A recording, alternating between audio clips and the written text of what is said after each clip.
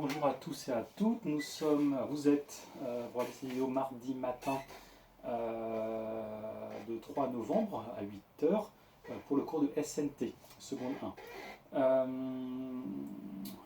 Les règles que j'ai expliquées hier en physique-chimie s'appliquent pour la SNT. Vous êtes là pour travailler. Attention, vous avez un DS dans 10 jours et le sujet que j'ai commencé à voir, il est d'un bon niveau, mais comme j'en parlerai dans la prochaine vidéo en physique-chimie, où j'ai compensé le DS avec la note de TP que je vais corriger dans la prochaine vidéo, j'expliquerai ça. On verra ce que ça donnera lors de ce DS qui est d'un bon niveau, notamment sur la partie matérielle, c'est-à-dire comment fonctionne un ordinateur d'un point de vue matériel, connectique, tout ce qu'on a fait en introduction. Il y aura aussi toute une partie, bien sûr, sur le chapitre, la première partie, sur tout ce qui est Internet. Cette vidéo de SNT, premièrement, pour ceux qui devaient faire un exposé aujourd'hui, c'est reporté. Et celui de mardi prochain, également reporté. On fera ça plutôt en décembre ou en janvier, les prochains exposés. Parce que je vais faire une vidéo très complète aujourd'hui. L'objectif, c'est de corriger l'interro aujourd'hui. Je vous rendrai les notes mardi prochain. Et de finir le chapitre 2 et le 5. J'expliquerai le 3, on ne fera pas, le 4, c'est des exposés. Comme ça, mardi prochain, je vais faire la demande. On ira en salle informatique avec un demi-groupe. Je vous le dirai la veille, lundi prochain, quand on se reverra. Et on notera, je vous expliquerai l'organisation, mais il faut bien sûr que j'envoie une demande auprès de Madame Massardi. Mais mon objectif, c'est de prendre la moitié de la classe et d'aller en X106 tous les mardis pendant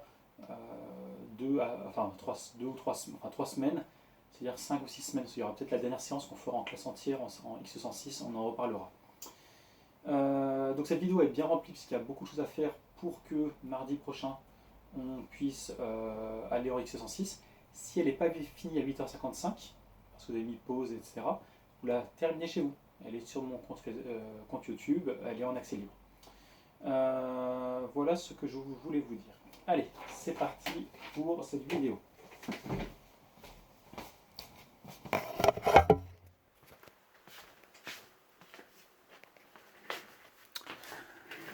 Donc ne regardez pas ce qu'il y a à l'écran, je vais mettre tout de suite le sujet du DS, du DS, non, ça serait trop beau, et puis j'aurai des soucis avec mes collègues de l'interro. Je mets le sujet C pour le sujet D, donc l'autre colonne. C'était la même chose mais dans le désordre, donc vous y arriverez très bien pour ce sujet-là. Je sais que c'est dur de corriger sans avoir sous les yeux votre copie. Donc, donc déjà pour vous rassurer, je vous dis la moyenne de la classe sur cette interro, elle est presque de 14 sur 20 sur l'interro, 13,8. La note la plus basse, c'est un 9. Donc quasiment tout le monde, et il n'y a qu'un seul ou qu'une seule parmi vous qui a eu 9. Tous les autres ont 10 ou plus. Et la meilleure note, c'est un 19. Donc je vous rendrai ça la semaine prochaine Oui, donc je rendrai ça comme je verrai qu'un demi-groupe normalement. Il faut que je note aussi demi-groupe pour Madame Massardier. Je rendrai les interros en physique pour que tout le monde ait sa copie avant le DS.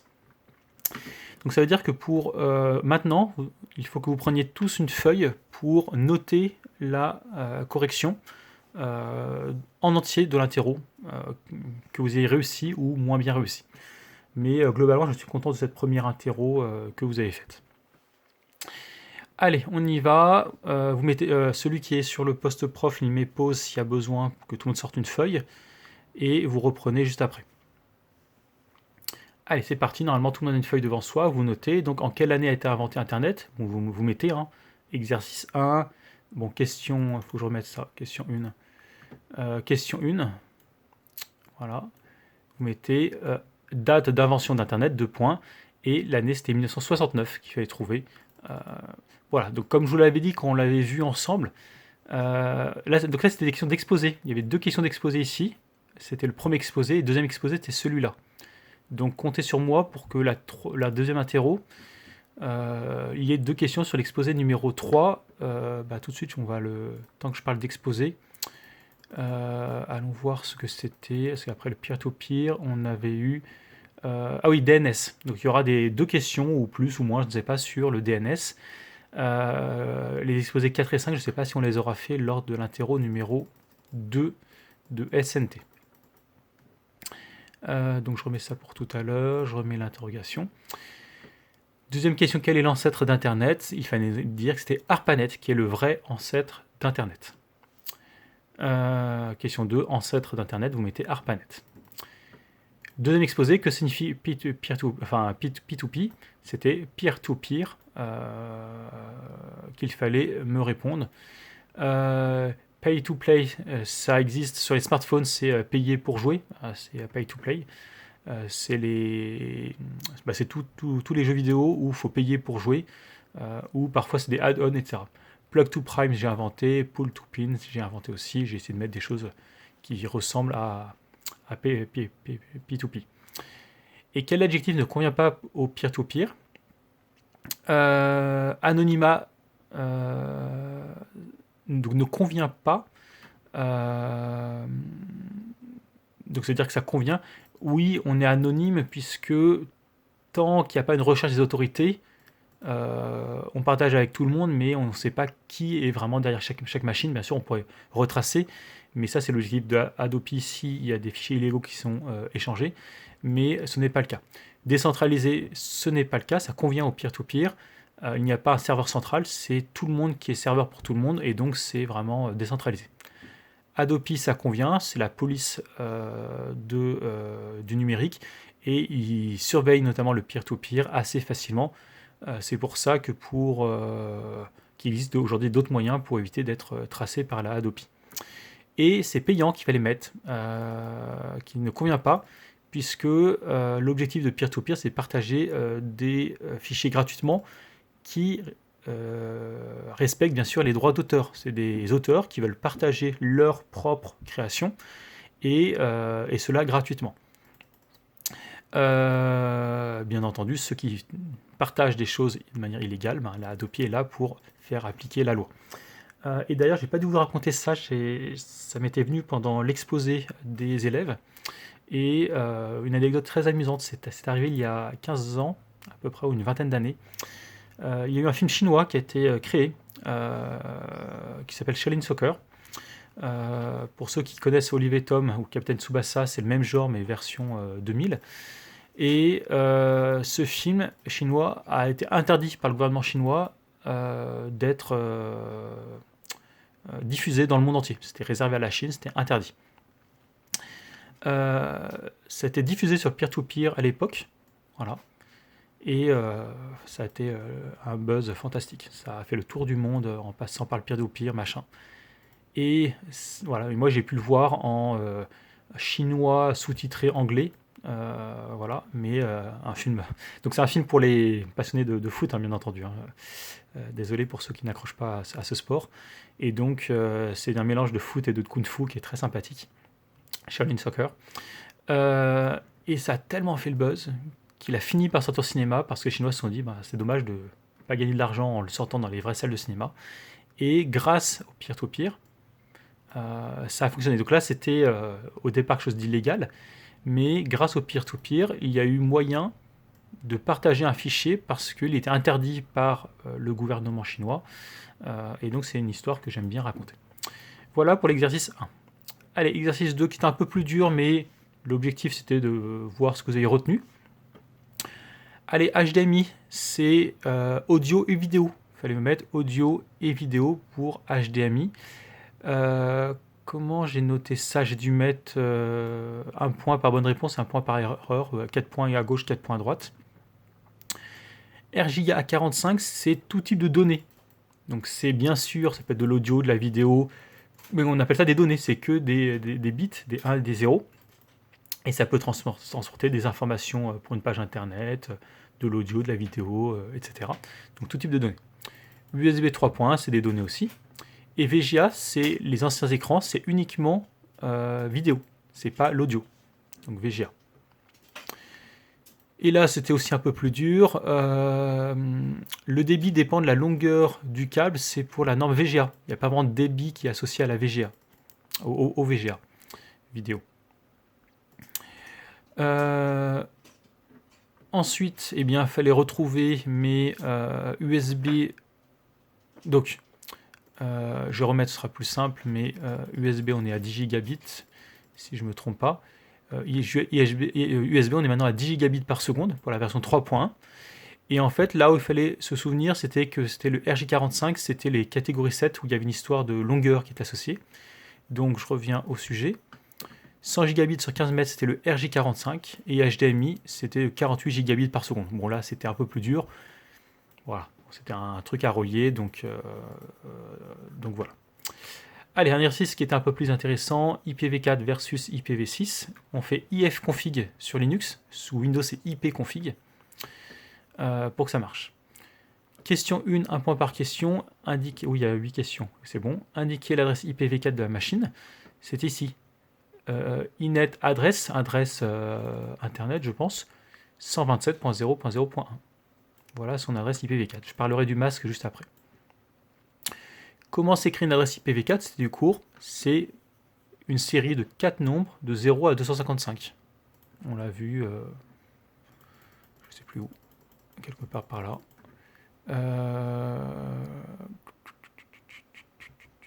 Je l'ai évoqué avec vous, mais je ne sais plus où elle est. IP, voilà. 4 nombres de 0 à 255. Quelle est l'utilité d'une telle adresse? Ça permet d'identifier de manière unique une machine connectée à Internet. C'est un identifiant de connexion à Internet. Donc voilà ce que j'attendais. Un identifiant de connexion à Internet. Donc même chose, vous notez, hein. IPv4, 127.0.0.1, IPv4, 4 nombres de... Voilà, vous notez bien toutes les réponses. Donc, identifiant d'une connexion à Internet. Par la suite, on peut lire une série de 3 adresses IPv6. Tac. Lister tous les caractères utilisés en IPv6. Ça, c'est vraiment gentil, hein. Allez, on y va. 0, 1, 2, 3, 4, 5, 6, 7, 8, 9. A, B, C, D, E et F. Donc voilà pour IPv6. Pour quelle raison cette notation est appelée hexadécimale? Hexadécimale, si vous comptez de 0 à 9, il y a 10 chiffres. Et A, B, C, D, E, F, 6. Ça en fait 16 au total, hexadécimal, ou alors hexa les 6 et décimal les 10. Donc c'était pour dire, voilà, 10 plus 6 ou 16, ça me convenait comme réponse, pour dire qu'il y avait 16 combinaisons à chaque fois. Donc voilà ce que j'attendais ici. Un binary digit, et en anglais on contacte avec bit, le BI de binary et le T de digit, bit. C'est un 0 ou 1, donc il y a 2 possibilités. C'est soit 0, soit 1. Chaque caractère est encodé sur 4 bits. En fait, là, vous avez un caractère. 4 bits, un deuxième caractère, un troisième caractère, un quatrième caractère ici. Combien faut-il de bits pour coder une adresse IPv6 en entier?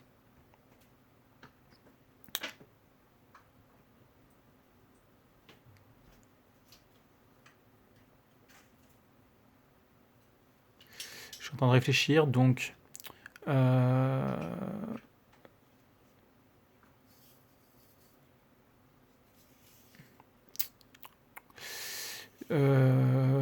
parce que c'était juste à partir de là, et je réfléchis parce que j'ai corrigé cette interrogation avant les vacances, et donc j'ai oublié ce que j'attendais comme réponse.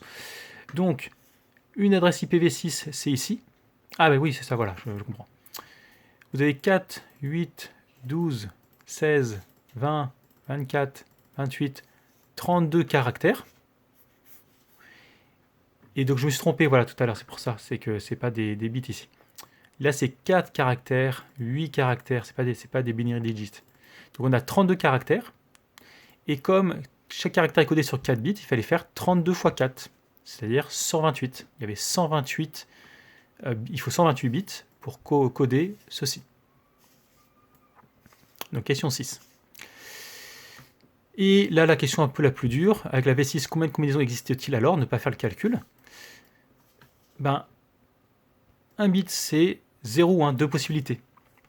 2 bits, c'est soit 0, soit 1, soit 10, soit 11. Donc il y a 4 possibilités. Quand on a 3 binary digits, c'est soit c'est 0, 1, 10, 11, 100, 101, 110, 111, et ça fait 8 combinaisons. Et en fait, j'avais vu très rapidement avec vous que c'était pour une adresse IP pour 8 bits, c'était 2 puissance 8. Bah là, j'attendais comme réponse simplement 2 puissance 32. Donc c'est dur, c'était la question la plus dure dans l'interro, mais c'était, on va dire, pour pas avoir 20 sur 20, même s'il y avait la question bonus derrière. 2 puissance 32, le nombre de combinaisons. Donc voilà ce que j'attendais. Et quand on met 2 puissance 32, j'ai pas dû vous l'écrire ça dans le cahier d'activité. Non, je me suis trompé. 2 puissance 128, parce que c'est le nombre de bits, regardez. 2 puissance 128, et ça fait 10 puissance 38, c'est-à-dire qu'on est tranquille pendant de longues années avec l'IPv6. Excusez-moi pour cette petite erreur. Donc 2 puissance 128 pour ceci. Et pourquoi une V6 a été mise en place en 2011 ? Ben, c'est juste là. C'est qu'il y a épuisement des adresses IPv4. Et donc, il fallait que quelqu'un qui voulait une nouvelle connexion Internet, il fallait qu'il puisse en acheter une. Et donc, c'était pour respecter le principe d'égalité pour l'accès Internet. Et ça, d'ailleurs, je crois qu'il y en a l'un d'entre vous qui va en parler lors d'un thème. C'est ce qu'on appelle la neutralité du net, un peu. On peut parler de la neutralité du net. Et il y a peut-être un autre exposé sur la deuxième partie des exposés où on en parle. Voilà pour les 8 questions qui arrivent ici. Et le bonus, ici, il fallait comprendre que, donc je l'avais vu aussi très rapidement, 1, le bit ici c'est 2, celui-là c'est 4, et là c'est 8. 8 plus 4 plus 2 plus 1, ça fait 15. 8 plus 2, ça fait 10. 1 plus 4, ça fait 5. Donc c'est vrai que c'est sûr, on aurait pu mettre 2 et 3, mais c'était une histoire de 2 puissance. 2 puissance 0, c'est 1. 2 puissance 1, c'est 2. 2 puissance 2, c'est 4. 2 puissance 3, c'est 8. Donc ça, je l'avais fait rapidement, mais c'est un bonus. Et l'objectif, c'est de ne pas donner le point bonus à tout le monde. Que vaut ce nombre-là pour le sujet C ? 8 plus 2 plus 1, ça fait 11. Et sujet D, 8 plus 4 plus 1, ça faisait 13. Donc voilà, j'avais inversé 1 avec un 0. Donc voilà pour cette correction d'interrogation. J'espère que c'est clair pour vous. S'il y a des questions, n'hésitez pas à me les poser la semaine prochaine, bien entendu. Allez, comme je vous l'ai dit, on termine rapidement le chapitre 3, qui est chapitre 2, je me trompe. Le 3, on ne le fera pas parce qu'on n'a qu'une heure au lieu d'une heure et demie. J'en ai déjà parlé en début d'année. Chapitre 4, c'est les exposés. Chapitre 5, on le fera. Et chapitre 6, c'est ce qu'on fait la semaine prochaine en salle informatique. Allez, c'est parti pour ceci. Mettez pause, bien entendu, quand il y a besoin. Hop, désolé. Hop. Donc, toc. C'est monip.com.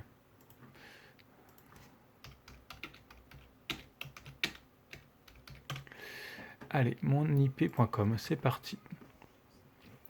Donc, on y va pour ceci. Il fallait aussi réfléchir à faire ça chez vous avant avec le site monip.com. Déterminer différentes adresses IP, celle des Chartreux. Est-ce que je l'ai tout de suite Est-ce qu'on peut trouver l'adresse IP localiser une adresse IP IP d'un site web, voilà. Donc, adresse d'un site internet www.leschartreux.com, ils ont ça comme adresse IP. Je fais envoyer, on y va. Votre domaine n'est pas valide. Donc, je vais mettre .net, si ça existe. C'est bizarre que ça n'existe pas, ou alors il y a une redirection. Il veut pas. Donc...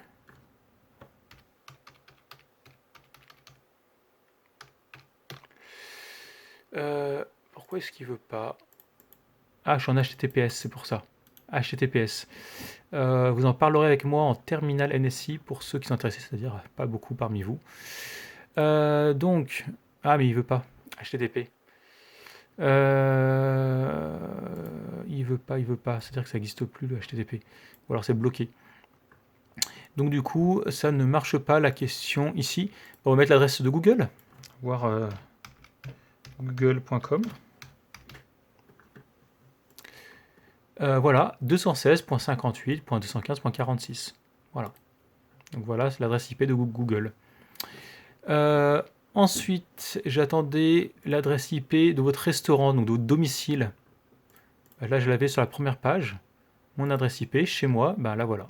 77 140 231.68. Et puis l'adresse IP de... Et on peut voir que je suis chez SFR, et c'est vrai. Voilà. On a même cette info-là. Donc voilà. Et normalement, je pense qu'on peut même savoir où j'habite. J'habite à proximité de... Ils le disent pas. Proxy non détecté. Donc je suis en France. Bon, ils ne connaissent pas ma ville. Voilà, le reste, il n'y a rien d'intéressant. Voilà. Mais bon, pour les détails. Donc, et celle de vos téléphones portables, ça c'est à vous de regarder dans vos paramètres notamment. Ça, c'est une adresse IP publique. C'est l'adresse IP de connexion à Internet. Et maintenant, avec ipconfig, ben on va vérifier mon ipconfig, tenez. Allez, ipconfig sous Windows. Ben, donc j'ai mon adresse... Ah, attendez, est-ce que je peux l'avoir? Donc j'ai mon adresse IP v4 privé 192.168.0.14. Au-dessus, c'est mon adresse IP v6.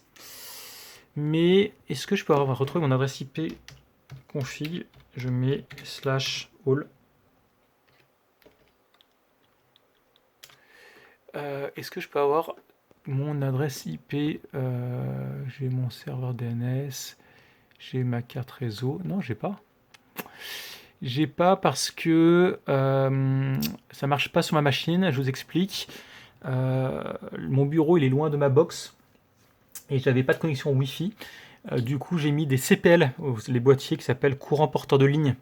Et en fait, en faisant cela, j'ai créé un réseau local entre mon ordinateur et ma box. Et à cause de ces boîtiers, je ne dois pas avoir accès à mon IP public. En fait, mon IP public, je l'ai ici. Voilà. Et donc, ici, vous mettez une adresse IP privée, ici. Et je vais en parler un peu plus. Et celle d'un de vos voisins, ben, en fait, si quelqu'un se mettait en adresse IP privée chez moi, il n'y aurait que le dernier chiffre qui changerait, le point 14 qui se transformerait en point 15, en point 25, en point 153, à cause du masque qui est juste en dessous, j'en parle juste après.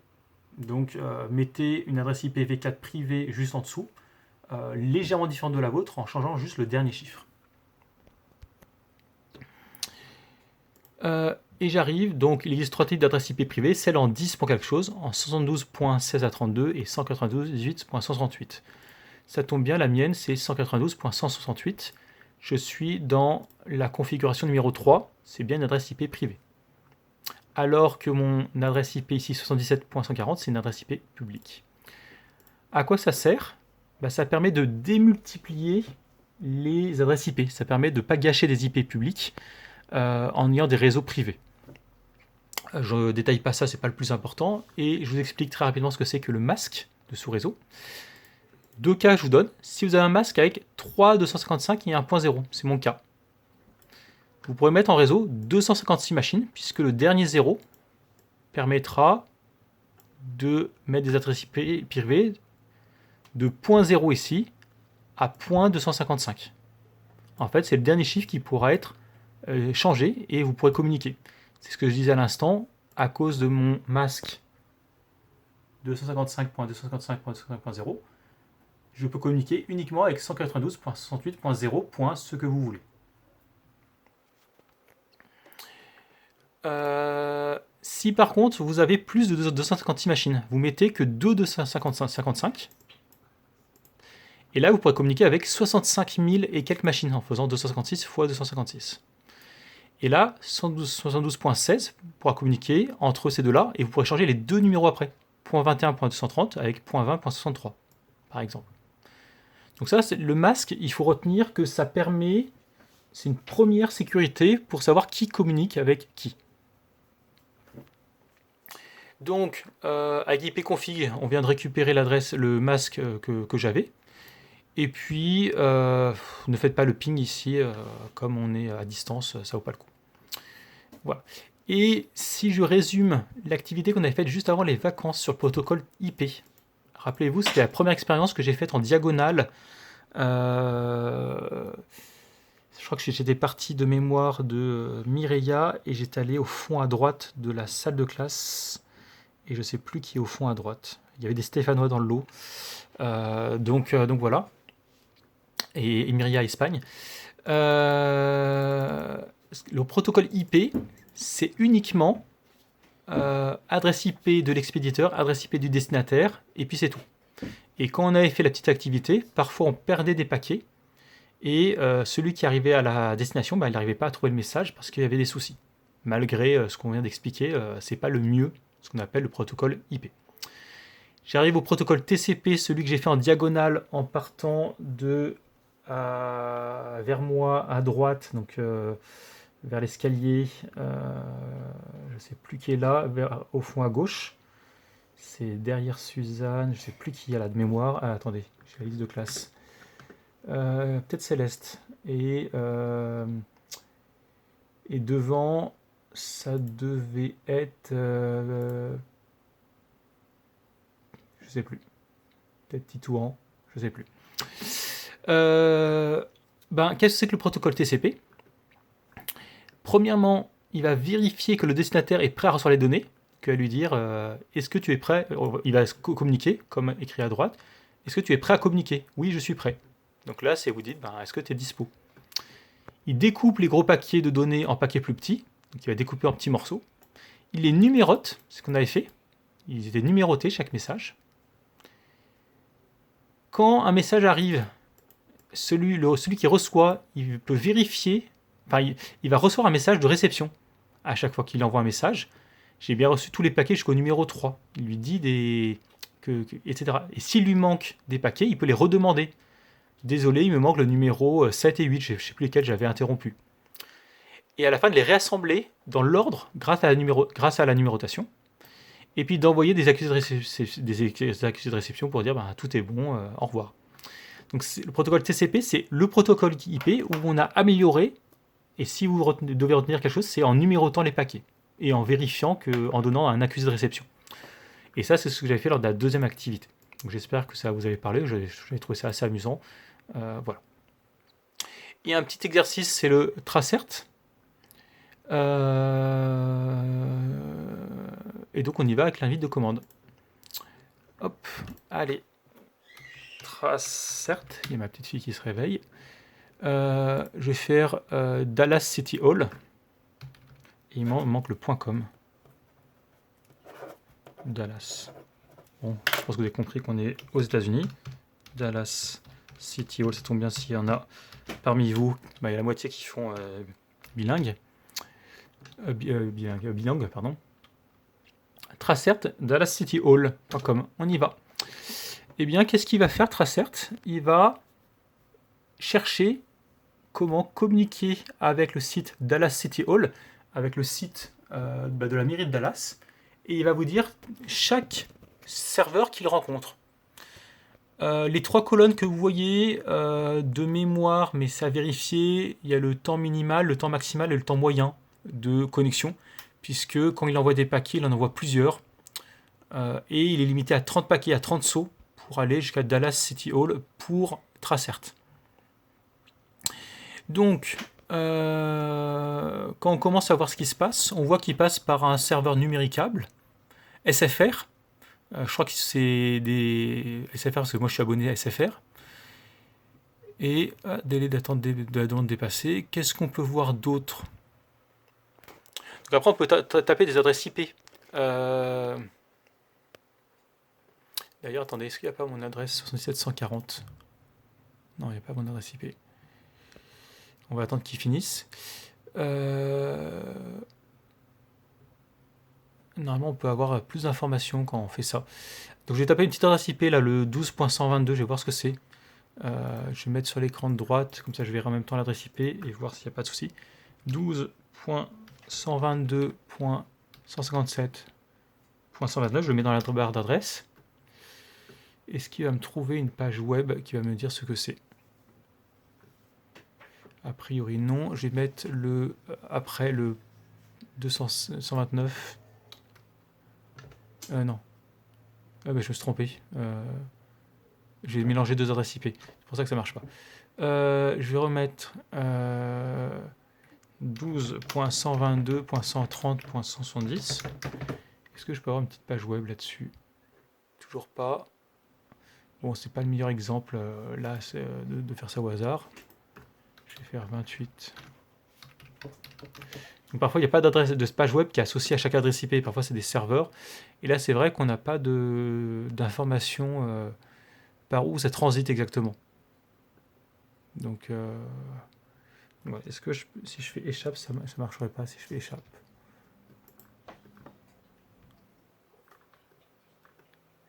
Bon, à 30, ça va être bloqué. Du coup, quand je vais faire plutôt free.fr, c'est français, ce sera plus simple, il y aura moins de transit. On va attendre qu'il arrive à 30. Et on verra ce que ça donne dans quelques instants. Donc 31 minutes de vidéo, vous devez être quasiment à la fin de l'heure si vous avez mis des pauses. Donc c'est vrai que la vidéo, il faudra peut-être la terminer chez vous. Donc je le redis, le temps qu'on arrive à 30. Ou alors je relance un nouveau invite de commande. Voilà, je vais relancer un autre. Allez, on lance Tracert. www.free.fr. Allez, c'est parti. L'autre, est-ce qu'il a bientôt terminé? Pas encore. Voilà, itinéraire déterminé. Bon, normalement, on a des informations un peu plus précises par où il passe. Et là, j'aimerais bien que ce soit le cas. Et je vais en lancer donc un autre ici. Ce que je les avais mis, c'est qu'à l'époque, ça devait être un peu plus sympathique. Visite Canberra. Canberra, c'est écrit comment? Avec un N. B-E-2-R-A. Canberra en Australie. .au. Allez, c'est parti. Non, ça marche pas. J'ai oublié 3W. J'ai oublié 3W.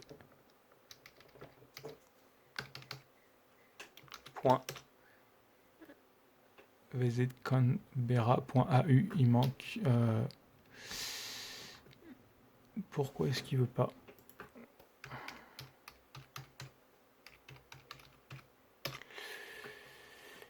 visitcanberra.com.au.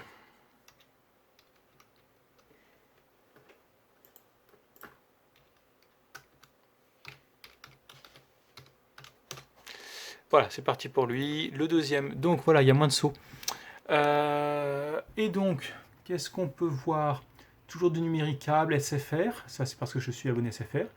Et après, il rejoint Proxad, et je crois que Proxad, ça appartient à Free. On va aller voir www.proxad.net.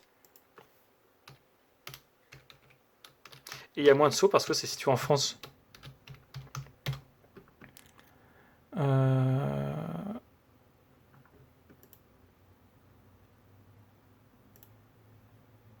Proxad, c'est Free. Regardez, tac, j'ai mis Proxad, j'ai atterri chez Free.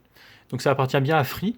Et donc il vous dit par quel routeur il est passé, etc. Donc je voulais vous le montrer un peu. C'est vrai que c'est un peu moins clair que la première fois. Et Visite Canberra, un peu moins de sauts. Il arrive assez rapidement à 127.136. Cloudflare, je vais voir ce que c'est. Cloudflare, c'est écrit. C'est une entreprise américaine d'hébergement. Donc en fait, on sait que le site Canberra, il est hébergé par Cloudflare, par francex.net. Allez, je vois ce que c'est que France.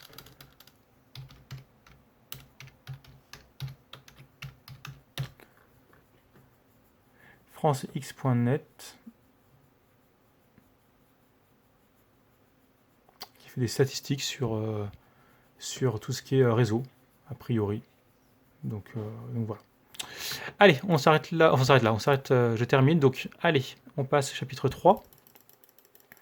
Et je vais faire le chapitre 5. 34 minutes, ou alors, oui, on va le faire. Donc je le fais, donc à la limite, si l'heure est terminée, vous arrêtez, vous finissez la vidéo chez vous. Origine du web. Donc vous avez confondu à plusieurs reprises les mots internet et web pour votre restaurant. Vous avez commandé sur Amazon le web pour les nuls. Ça n'existe pas, c'est internet pour les nuls qui existe dans la collection pour les nuls. Donc le World Wide Web, et là il y a un E en trop pour Wild, je suis quasi sûr, à vérifier. J'ai un doute maintenant. A été développé au CERN par Tim Berners-Lee. La toute première page internet se trouve ici, donc info.cern.ch/hypertexte /3W en majuscule /the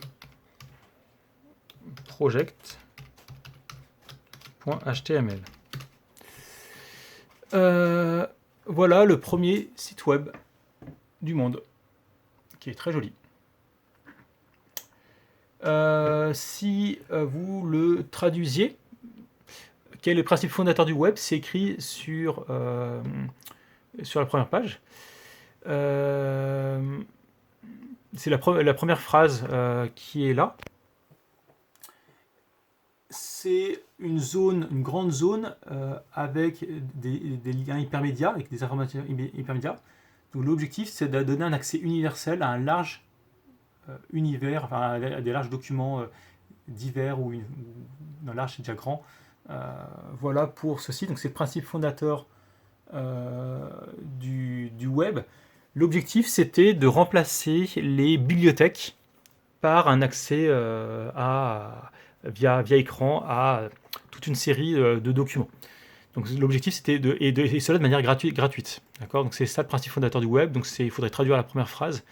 Allez,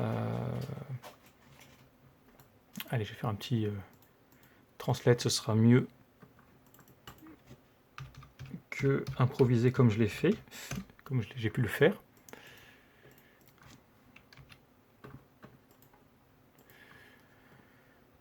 Hop, c'est parti. Donc, voilà, une vaste initiative de recherche d'informations hypermédias visant à donner un accès universel à un vaste univers de documents. Donc, vous pouvez mettre ceci. Voilà. Et quels sont les principes du web? Question 2. Donner des exemples de données. Des données, c'est un fichier, un docword.doc, un tableur Excel, .xls, un fichier MP3, une vidéo AVI ou MPEG, ça doit vous dire quelque chose. Une image .jpeg, c'est ça qu'on appelle des données. Voilà, donc bien sûr, après, tout fichier informatique, à la base, c'est des 1 et des 0. Hein. C'est des binary digits. Mais voilà. Qu'est-ce qu'un lien hypertexte? C'est un texte cliquable. C'est un texte sur lequel on clique. Et je vais vous remettre la page. Qu'est-ce que c'est qu'un lien hypertexte? C'est ce qui est en bleu ici. C'est un lien cliquable. Help, je clique dessus, qui me redirige vers une autre page web ou vers une autre ressource web. Donc c'est ça ce qu'on appelle un lien hypertexte. C'est un lien texte hyper au-delà du texte qui permet d'accéder à une autre donnée. C'est pour ça qu'on appelait Internet au départ la toile d'araignée. Techniquement, le web se base sur 3 conventions standardisées par le consortium mondial W3C, World Wide Web Consortium. Donc le protocole HTTP, c'est un protocole de connexion. C'est une manière de se connecter. C'est des règles, comme le protocole qu'on a vu TCP/IP, sauf que là, c'est un protocole qui est géré par les navigateurs web pour consulter des pages web sur un au niveau d'un serveur. Donc, protocole HTTP, je vais voir si Wikipédia a pas un résumé du protocole HTTP.